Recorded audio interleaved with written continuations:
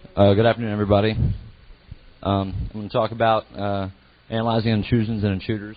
A little bit more of a deeper psychological approach to network analysis than standard practices today.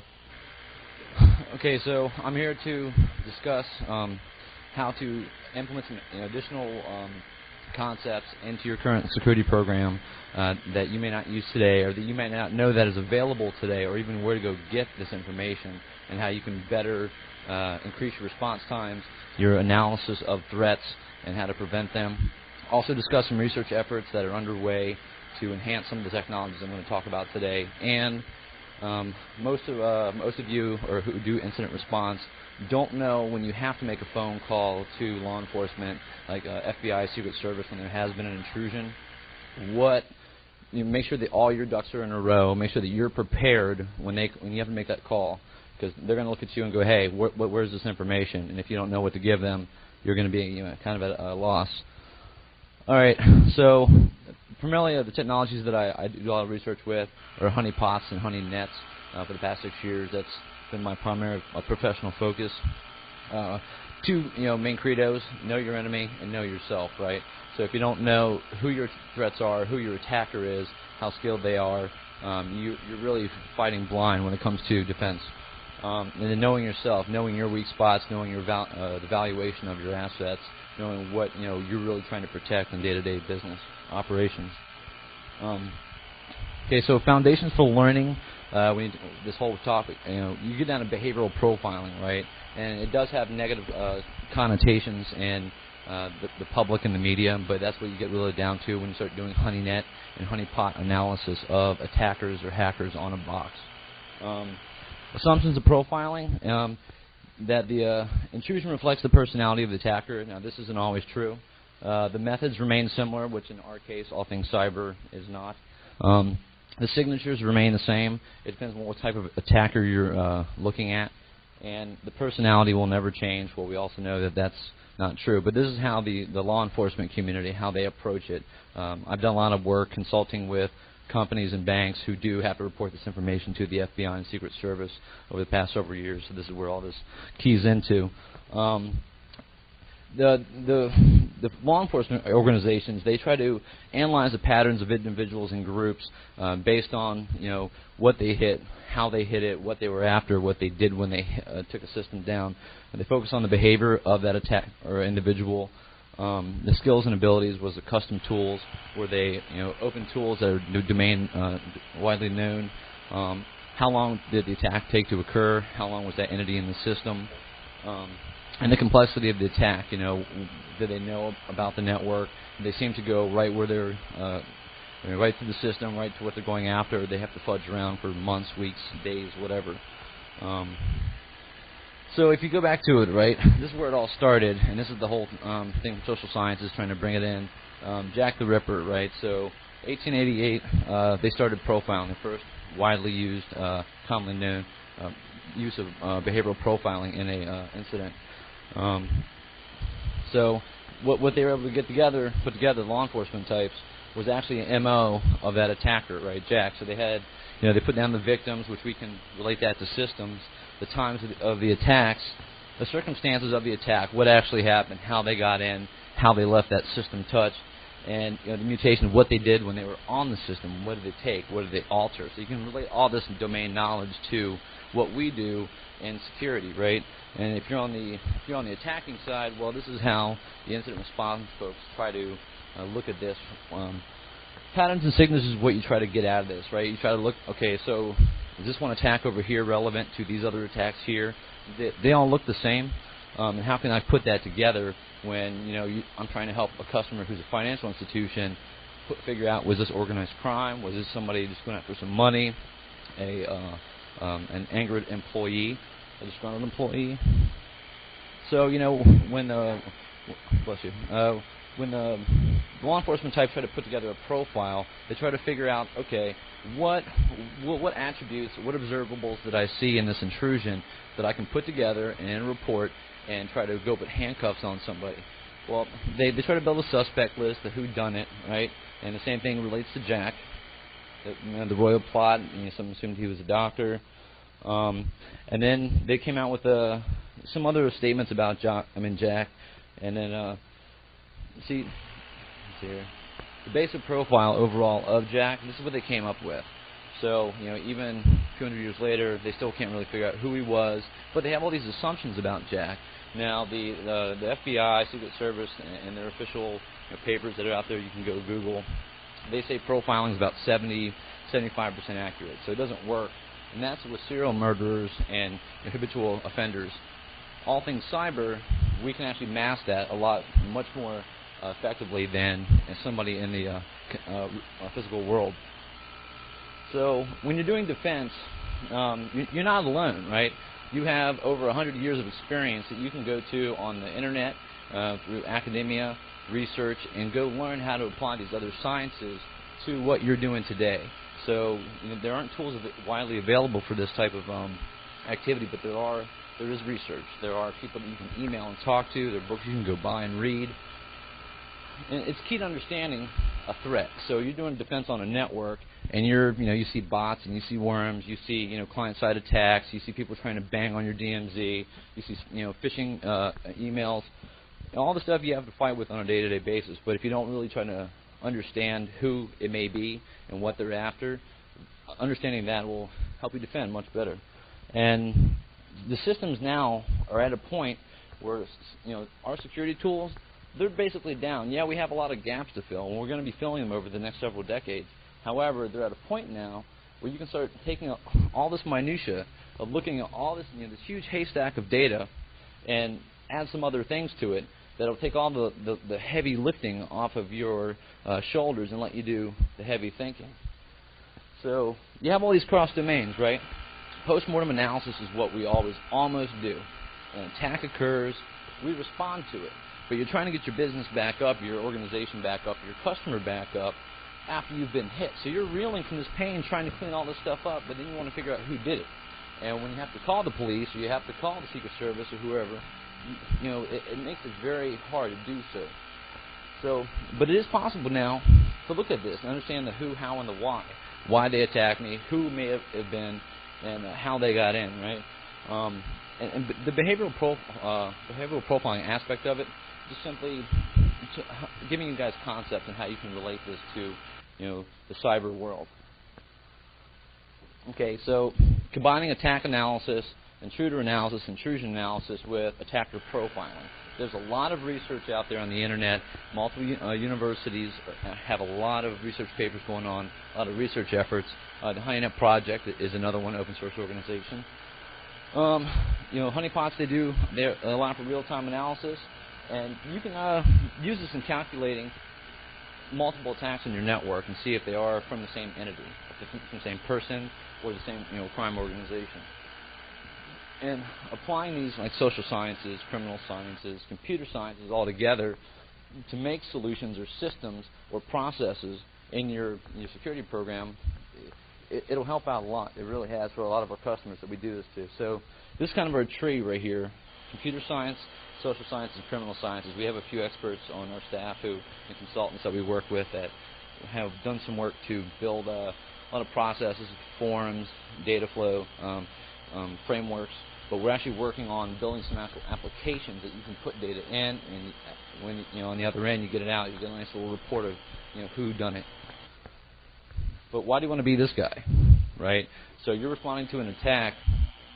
You're going to pull your hair out, trying to figure out who did it, and it's really hard to do that when you're trying to get your computer system back up. So you have all these things to worry about, right? You have the body of the crime, but you have all these things you have to take into consideration. Where do you go find your data? Where do you go look for what's been changed? Where do I get all the data sources to give me a clear picture? Most organizations, most of your leadership, they really don't care, right? They just want the things fixed. They want the things running and back status quo. They really don't care. They want that little checkbox.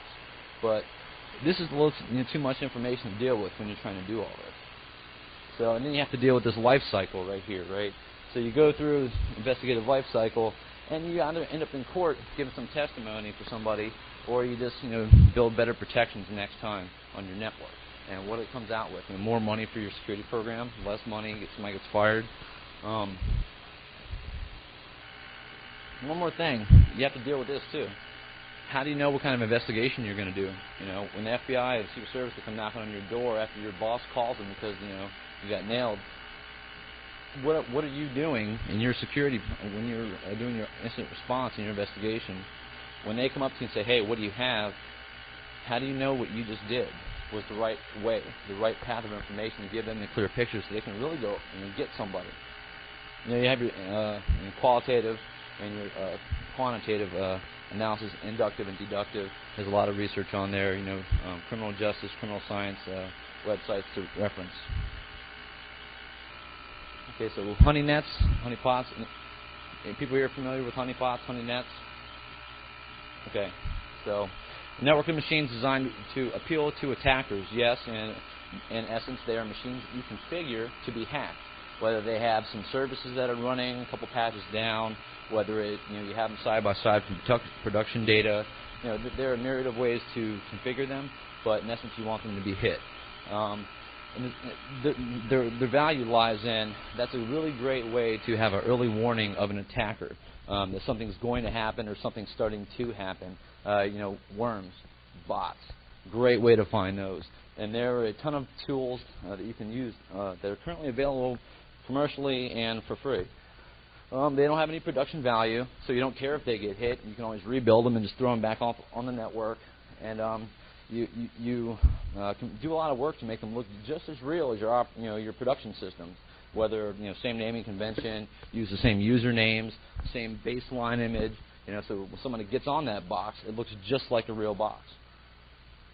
Why are they useful? They help you understand your enemy, your threat. The organized crime, whoever it may be, who want to break into your network and take your information, take your money, take your next paycheck, right? Food from out of your mouth, off the table. To make you aware of the latest attack methods. So it's really cool. The last 6 years, I've got to deploy honeypots all around the world, and I've got to see several 0 days come out before they hit out in the street.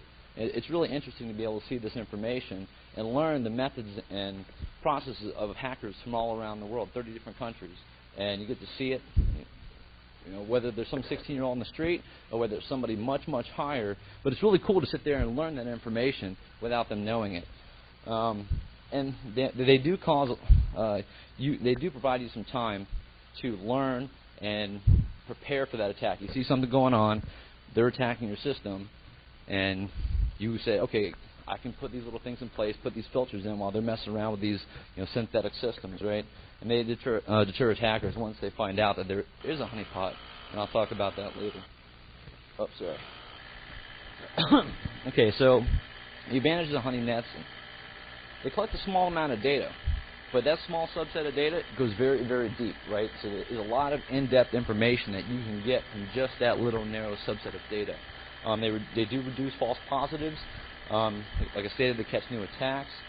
They work, you catch everything encrypted. So if somebody's SSH out of your box, somebody's doing any kind of secure tunnel, you can see everything going on inside that system. You will see keystroke for keystroke, and I'll go over some examples later. Disadvantages, it does give you a limited set of view, like I stated. You can only see what's going on inside that honey net. However, you can take all your other data sources, firewalls, router logs, IDS, system host logs, and kind of fuse them all together.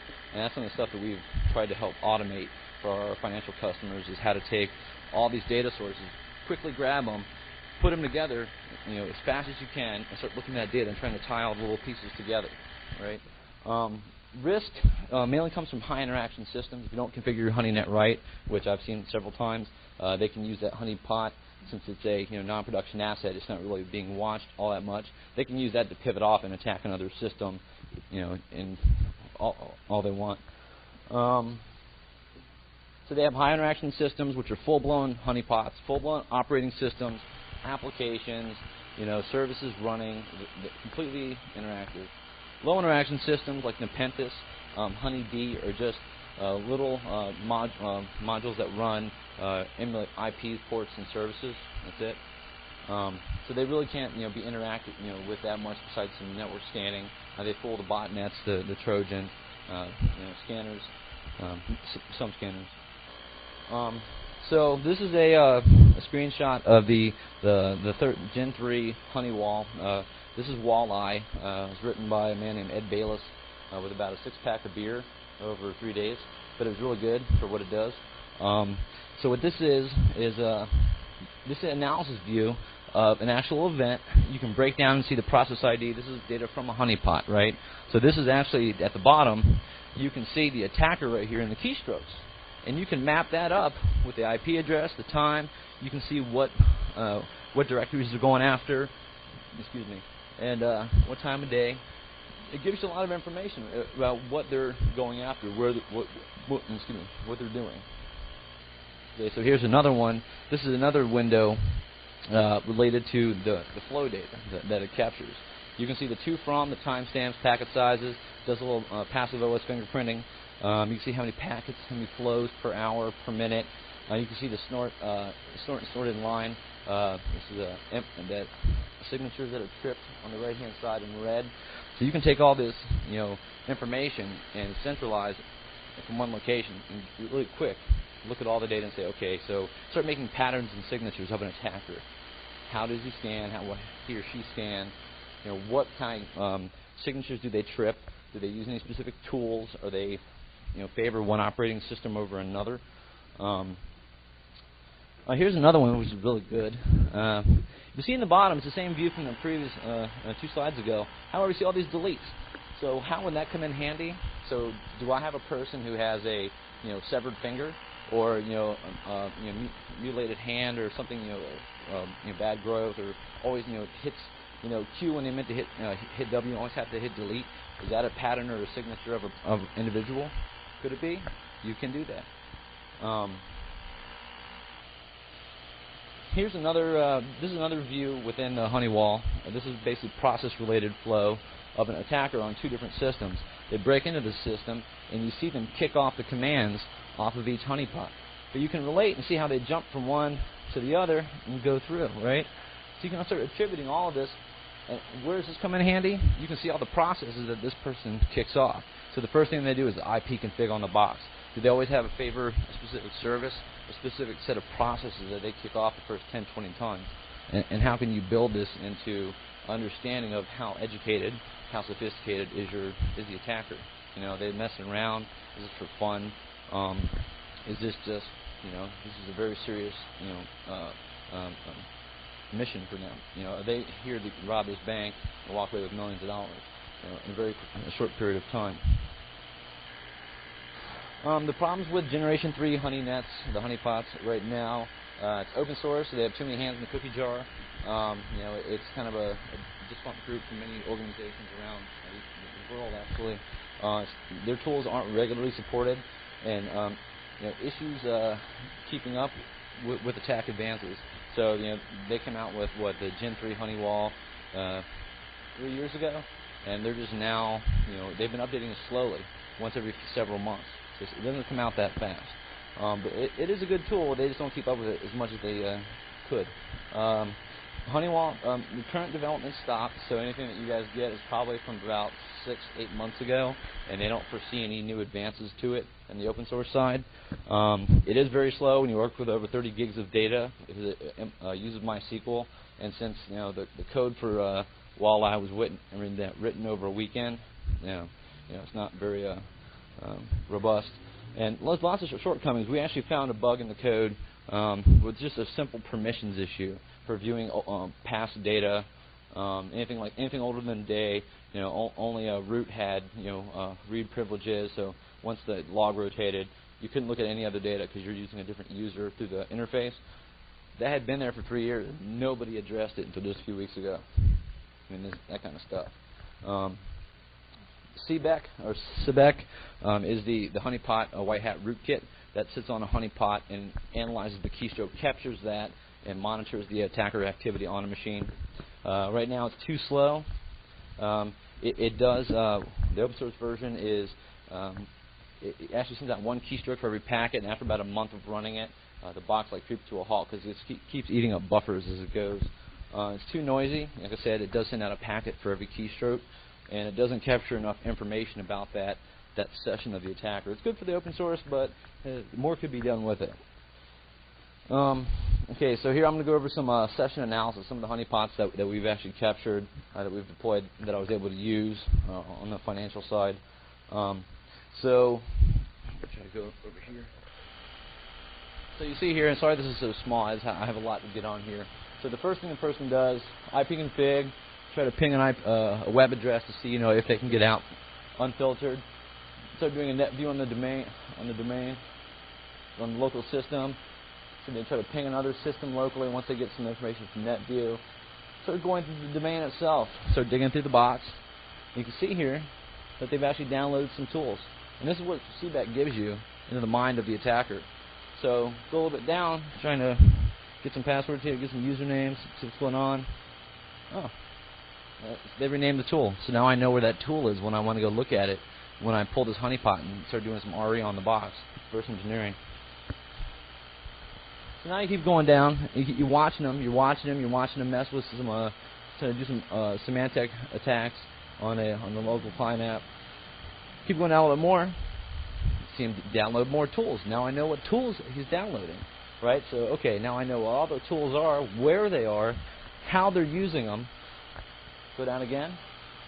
Oh, okay. They're running. Find passwords. Going down a little bit more. Oh, now I just found out where they copied all their tools to. And these are systems outside the HoneyNet. So now I know what production systems just got nailed and knocked over, and that were exploited by this attack on my system.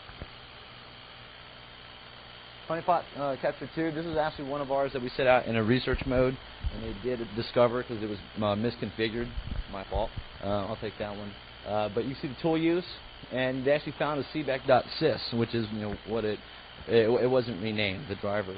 So they found it and backed off lightly after that. Didn't really do anything else but some pings and some mess around.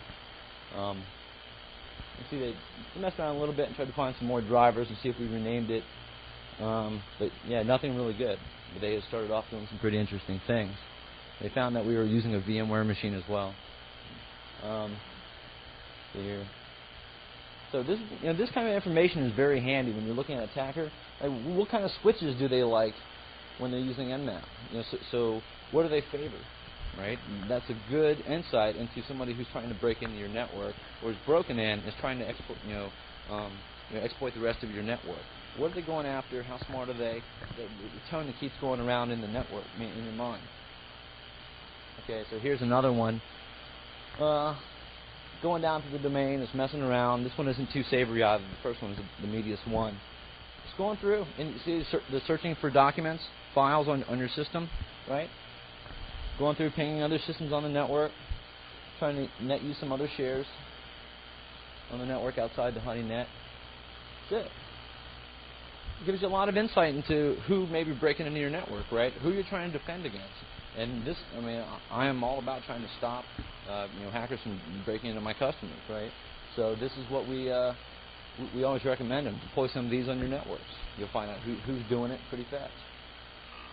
Okay, so analyzing the session behavior from a criminal social science perspective. Was it sophisticated? Were they motivated?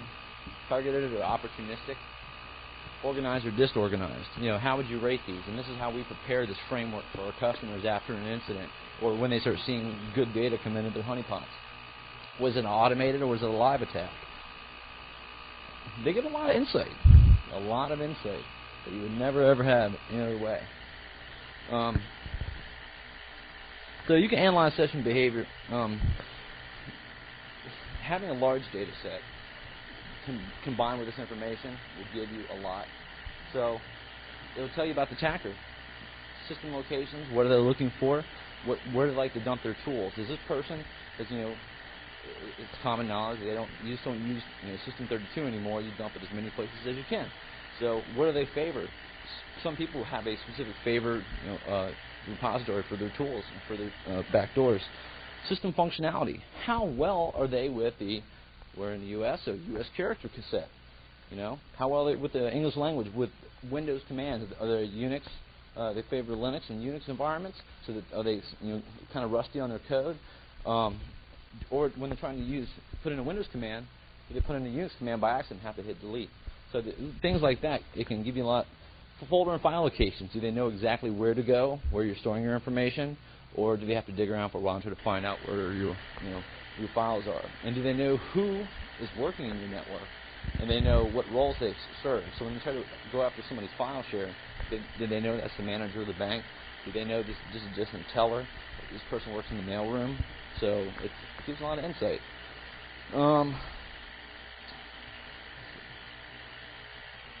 We talked about typos. You can build those into signatures.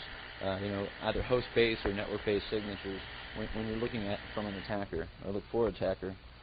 Okay, so when you get down to it, you're trying to do attacker characterization. There's a lot of research on this topic as well. There's a lot of universities doing a lot of this. We worked with George Mason, Purdue. Primary components of attacker characterization are events and threats, right? So what has occurred and then the motives.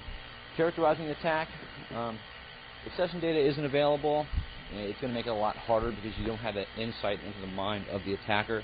But you still can take all your other data sources and you try to use that and leverage that, try to get an intent and a motive behind it. Okay. These are common attacker types, and I'm sure everyone in the room has seen this several dozen times. I just had to put it out there. We're actually building a tool that I'm going to talk about at the end that kind of does this and puts roles or types to attackers as we see them go through the system. Main challenges in attacker and attack characterization. There's a lot of cost to it. Personnel, skilled talent. It's very hard to find people who specialize, who are not only smart in the cyber world, but can take the social criminal science aspect of it, kind of merge the sciences together. It's myself and a few other people back at my shop that we do this for a living. We consult to some law enforcement organizations and try to take training for these people to help cross-domain ourselves. Technology, that's a huge, huge hurdle because you have to all this other technology that you have to take care of. You have to deploy, costs associated with that. And then the legal, most lawyers working for banks or insurance companies or trading companies, they pucker up huge and start talking about deploying a hackable system on their network. Okay, so you want to build an attacker profile, and this is for when you build this profile. If you use some of this information, when your leadership, when they do call, law enforcement and say, hey, there's been a break-in, they're going to come ask you, say, hey, what information do you have? So if you can say, hey, try to think about and look at the data from a different perspective. If you start putting the data down in this way, it'll help them in the long run. It'll help them. You'll be more prepared to kind of meet them in the middle instead of just giving them a whole bunch of data and letting them fly with it. Gender content analysis. If you look at the data, what do you think it's a man or woman? You really can't do that from a cyber perspective, but they can. But this is primarily how they're going to approach it. This is what they're going to look for. So if you can try to fill this in as much as possible, it would help. We're also working for commercial organizations. You can do a lot of things that the law enforcement and the government types can't. You can go back on the internet and look up for people, and look, IRCs, blogs, hacker websites, hacker group websites. You can go find all this information. You can go try to surf their IP address if that's a source IP and try to find out more about that person. If you can do some RE on the tool, find an email address or some username, Google it, which we've done before, and find out, oh, this guy right here left his name right in the file. Idiot. It happens sometimes. That's why you always use a pseudonym somewhere else. So the age, is this person using really old command structure or very new command structure, like something like Vista, right? So, but are they more familiar with it? Do they use old command structure but don't know the switches, right? The options of the arguments. Race, ethnicity, we deal with terrorists, terrorism, you have down there with Venezuela, you have some problems down there with them. Illegal immigration. There's a whole bunch of ethnic issues in today. Racial. So, but you can look for that. When you go back and look on their websites. Are they Islamic extremists? Do they have a KKK, whatever? White supremacist. You can go find that information. Level of intelligence and schooling. How well do they know? Did they speak? How well do they write? Do they publish information on it? Have they written papers? Have they released exploits? Do they put this information out there for everybody to see if you can track them back down to their source? Political affiliations. Again, just covered some of that. Physical and mental health. I know we've all seen the movie Swordfish, right? Yeah. 30 seconds and all that money, right? But he had a gun to his head. That's completely plausible. Organized crime all the time. You will do this for us or we'll kill your family. that, is it that kind of, pressure on that person to perform this task? How do you know? You don't, but you can see sometimes in an attack, if it's done too hastily, a lot of mistakes are made. You can maybe infer that. So when you talk to law enforcement, they can maybe say, hey, what do you think it was this? You can say, I don't know, maybe based on this criteria, if I can give you a 50-50 shot, and they're going to ask you questions like that. Okay, so this is a typology of attackers. So typology, if you're not familiar with the term, is trying to put groups into a type based on what is observed. So you have sophisticated and unsophisticated attacks, right? And you go up, it's a three-dimensional typology.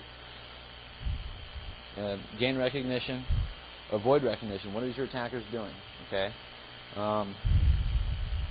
Target specific or target of opportunity. Does it look like it was well thought out and planned, or did they just get on the box and mess around and, okay, well, cool, I got into a advanced web server, there's some transactions going on in here, there's some credit card information. It was very specific on what they did, right? You can take the information and go, okay, generally the government guys have to deal with foreign intelligence services, nation states, all that stuff. Or you can do, was it simple web defacement, right? Did they get on the UNICEF website, they get some on some pedophile's website and just take it down? A new worm or virus, they definitely want to gain recognition, and they're normally highly sophisticated, right? Foreign intelligence services are also highly sophisticated, and they want to avoid recognition. Web defacements, of course, they want the world to see, and web defacement, it's not very sophisticated a form of attack, not anymore. Then you have a new criminal element. They're unsophisticated because they're learning, and in today's world, criminal elements, they're actually getting really sophisticated with what they're doing, but they also want to avoid recognition. So there's also these types that you can try to put attackers into.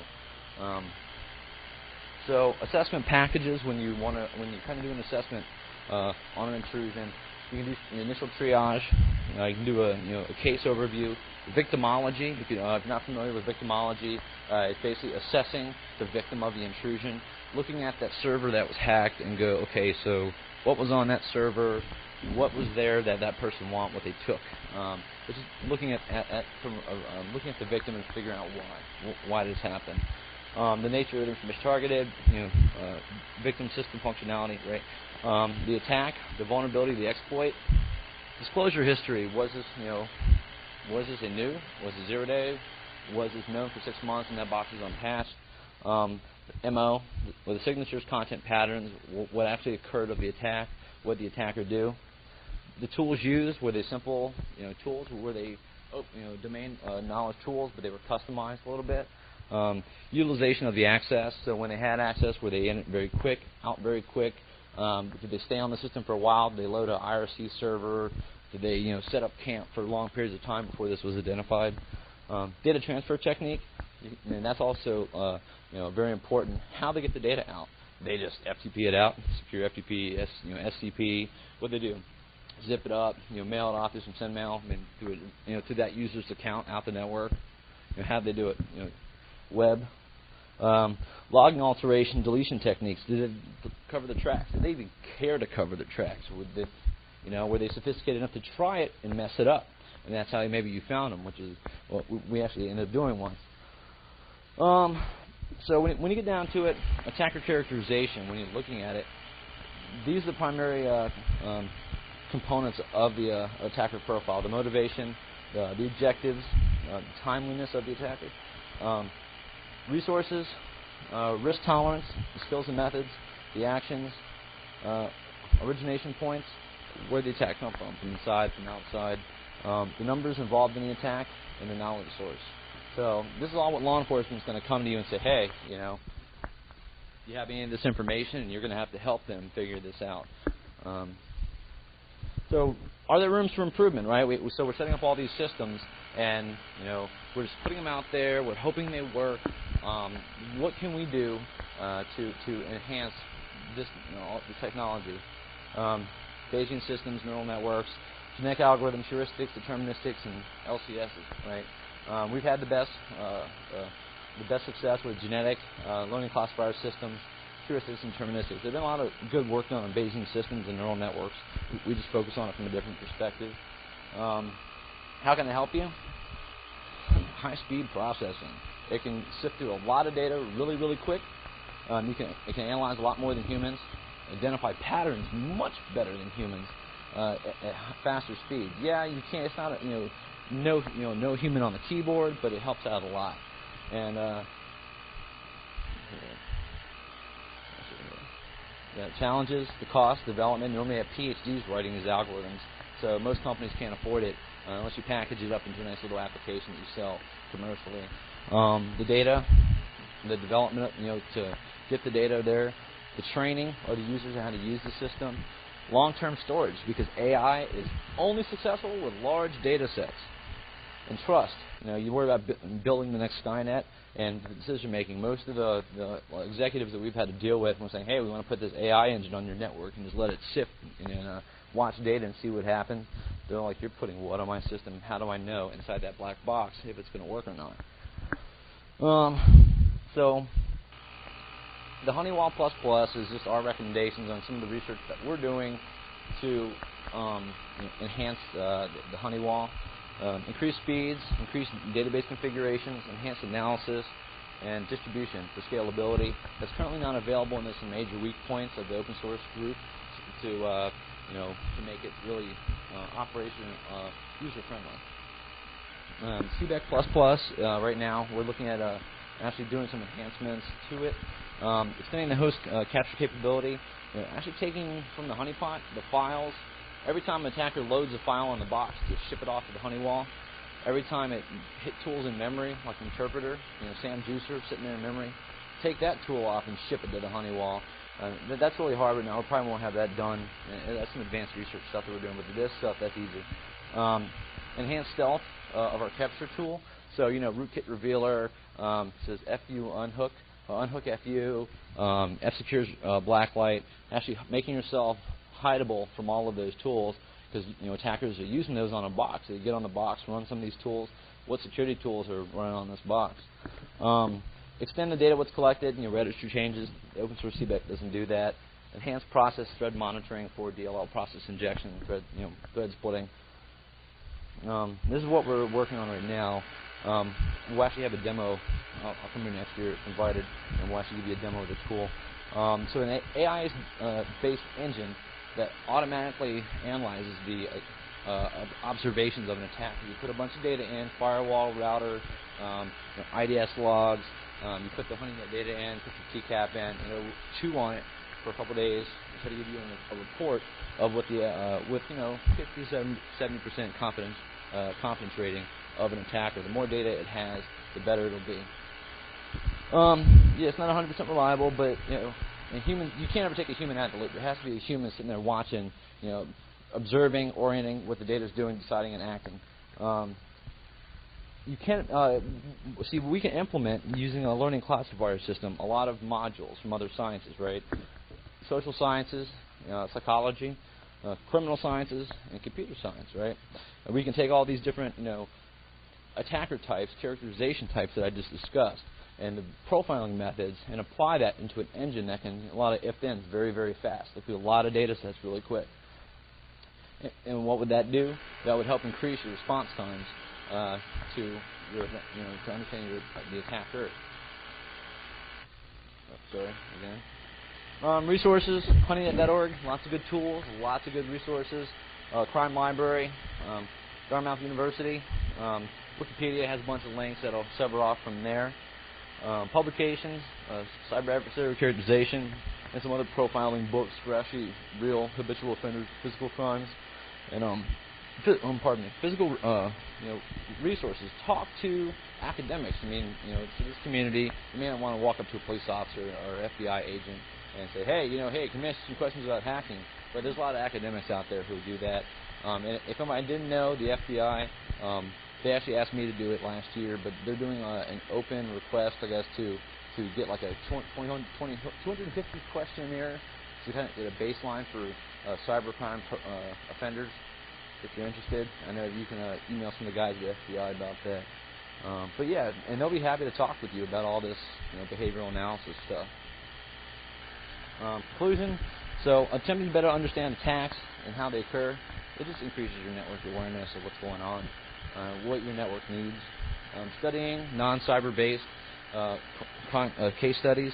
Look, we just don't have to focus on the cyber, right? There's other sciences out there that you can really benefit what you do as a defender. Developing better automation systems. And there's a lot of gaps. I think Bruce is going to talk about a lot of that tonight. But there are a lot of gaps in our tools that we have that was currently available. And there are efforts underway. The HoneyNet project is like realigning itself to do some bigger and better things in the next few years. And law enforcement, they come knock on your door, you want to be prepared, right? You want to be able to help them out and get your company back on track. So, there you go.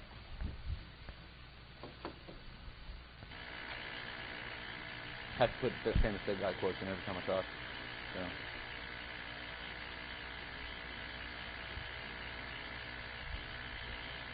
Good. Question?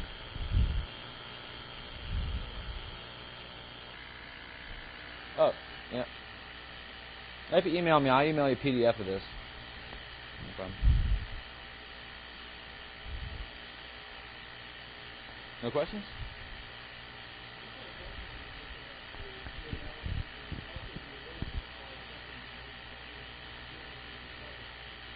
What do you mean?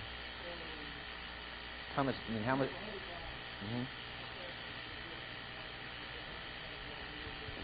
It depends on what.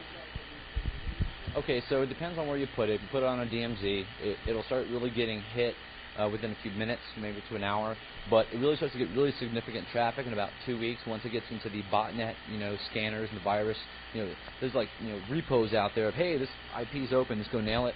When we set up SMTP relay servers all the time, we set up these web, innocuous web servers. They get hit pretty quick. Inside the network, we're generally responding to an attack, so we'll put a honeypot or HoneyNet in for a customer after they've been hit to see if there's anything else low and slow running around their network that they didn't clean up, that they haven't seen, and we also put that as a future preventative measure. So that really has a low subset of data, especially because it's like emulating a user workstation or a server. Yeah, so it's not a lot, but on the DMZs and the boundary systems, it's a lot of data, and you want to clean it about once every 3 months. Yeah. Yeah.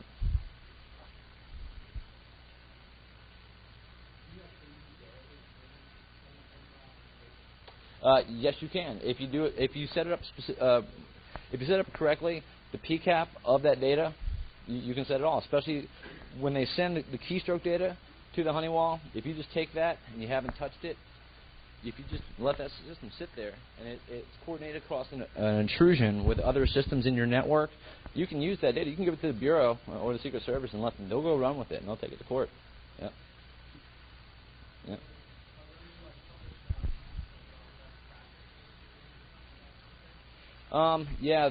No, I have to email you a link, but there's this huge book about how to take, for evidence collection. But there's a big, huge manual on it. It's like a 300-page manual. It's massive. I forget what government agency put it out. There's some like law enforcement organization that's it's like a law enforcement study group or whatever who does it, and they put out this manual on how to collect digital evidence, digital forensics evidence collection. Yeah, I don't remember the title offhand. Thank you.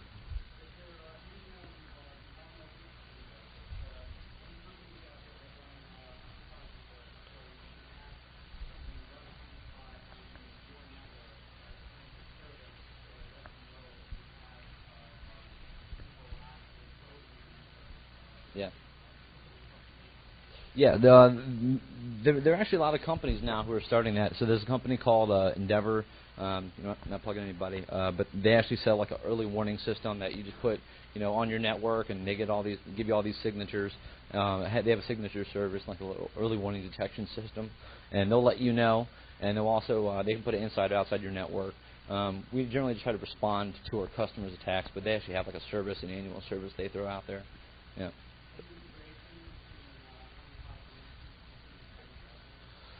You can like pump HoneyNet data to ArcSight, to SIMs, things like that. HP OpenView, any kind of SIM that you want to use, you can dump the honeypot data to. Like using a standard syslog server, just dump it out. Any kind of remote messaging system.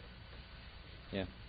Actually, I know a few NOCs, in Minnesota and Illinois, in Indiana, that use honeypot data, and they just pump it directly to, an ArcSight type system.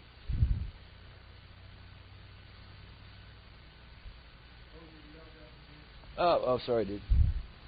All right. Ask Bodmer at Sabatech.